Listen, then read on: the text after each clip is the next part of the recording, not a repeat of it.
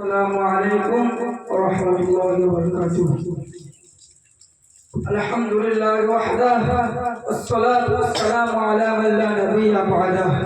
أما بعد فقد قال الله تعالى في القرآن المجيد وفرقان الحميد.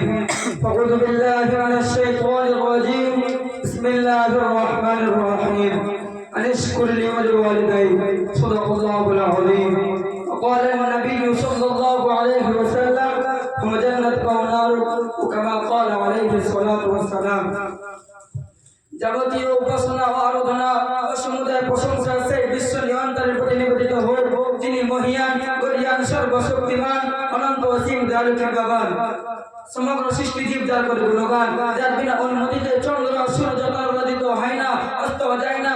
ভক্তি ভালোবাসা করে তার প্রশংসা, হামদ সানা সকলে আমরা সবাই কন্যে বলি আলহামদুলিল্লাহ।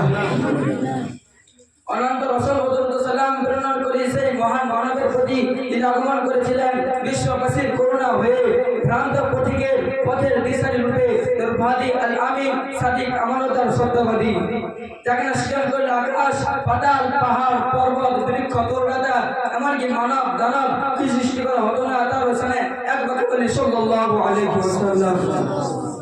অতঃপর আমাদের এই মহৎ অনুষ্ঠানে সুনামধন্য মোহাম্মদ সম্মানীয় সভাপতি সাহেব এবং আমার মন্ডলী ও দূর দূরান্ত থেকে আগত অতিবৃন্দগণ এবং আমার সম্মুখে পড়েছে থাকা আমার সন্তানবৃন্দকে আমার আন্তরিক সালাম শুভেচ্ছা অভিনন্দন জানিয়ে আজকের এই অনুষ্ঠানে আলোচ্য বিষয় পিতামাতার হক অধিকার সম্পর্কে কুরআন ও হাদিসের দ্বারা কিছু আলোকপাত করতে চাই। পিতামাতার হক অধিকার সংক্রান্তে আলোকপাত করার পূর্বে মহানবী সাল্লাল্লাহু আলাইহি ওয়াসাল্লামের অবলীলাবাণীর কথা স্মরণ পড়ে যায়। আমাদের হাসবে হযরত ওমর রাদিয়াল্লাহু তাআলা আনহুর কথা বর্ণনা করেন, ইন্না রাজুলান ক্বালা রাসূলুল্লাহ সাল্লাল্লাহু আলাইহি ওয়াসাল্লাম, এক ব্যক্তি নবী সাল্লাল্লাহু আলাইহি ওয়াসাল্লামকে জিজ্ঞাসা করেন, ইয়া রাসূলুল্লাহ সাল্লাল্লাহু আলাইহি ওয়াসাল্লাম, মা হাক্কুল ওয়ালিদাইনি আলা ওয়ালাদিহিমা, অর্থাৎ সন্তানের উপর পিতামাতার হক অধিকার কি? উত্তরে নবী সাল্লাল্লাহু আলাইহি ওয়াসাল্লাম বলেন, ক্বালা রাসূলুল্লাহ সাল্লাল্লাহু আলাইহি ওয়াসাল্লাম, হুমা জান্নাতুকা ওয়া নারু, তারা হয়তো জান্নাত অথবা জাহান্নাম, অর্থাৎ তাদের আনুগত্য ও সেবার জন্য বেহেশতের অনুষ্ঠান পাওয়া যায়, তাদের সাথে রসুলের অসন্তুষ্ট ব্যবহার জাহান্নাম পৌঁছে দেয়। সম্মানিত বন্ধুগণ, শুধু তাই নয়, পিতামাতার আনুগত্য গুরুত্ব সম্পর্কে বলা হয়েছে যে যতক্ষণ পর্যন্ত জিহাদে ফরজ আইন না হয়, ফরজের প্রস্তাবে থাকে, তখন পিতামাতার অনুমতি ব্যতীত সন্তানের জন্য জিহাদে যোগদান করা প্রয়োজন নয়।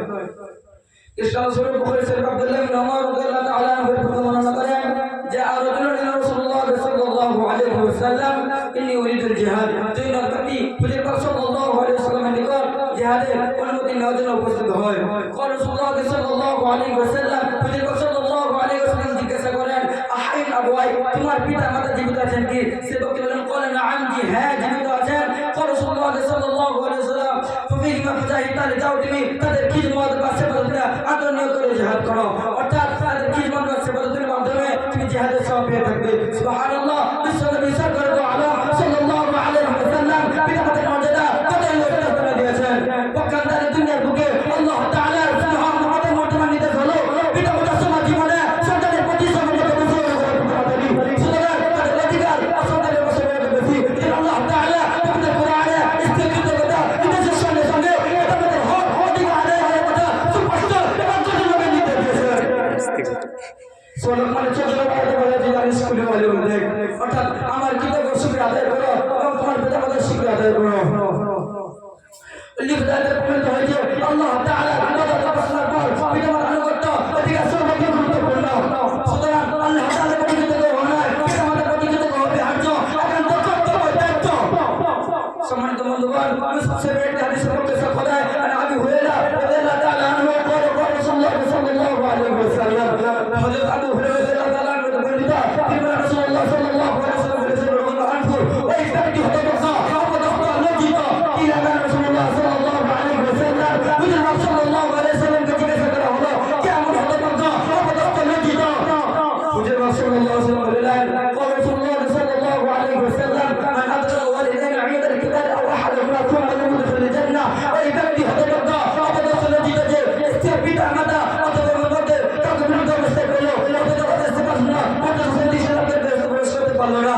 ভাগ্যের পরিহাস প্রতিবন্ধীকে পিতামাতা গেল না, তার তাসিদাই ব্যবহার করা হচ্ছে। এমন কথা বলবো জঘন্য নামদারি ব্যক্তি আছেন যারা পিতাকে পিতামাতার পরিচিত করতে সক্ষম করে।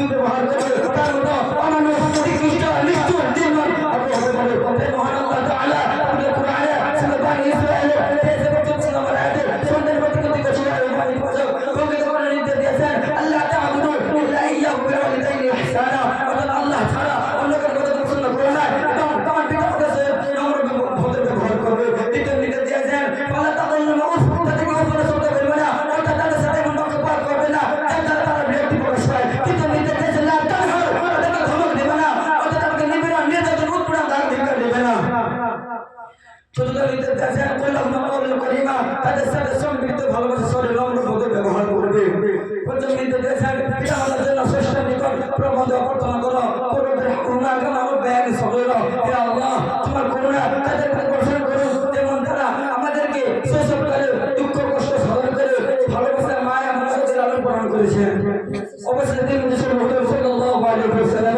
একটা মূল্যবান সমাপন করে বক্তব্য সমাপ্ত করবেন ইনশাআল্লাহ রাসূলুল্লাহ সাল্লাল্লাহু আলাইহি ওয়াসাল্লাম রদি রব্বি ফি রদিল ওয়ালিদাইন ওয়া সাখু রব্বি ফি সাখু ওয়ালিদাইন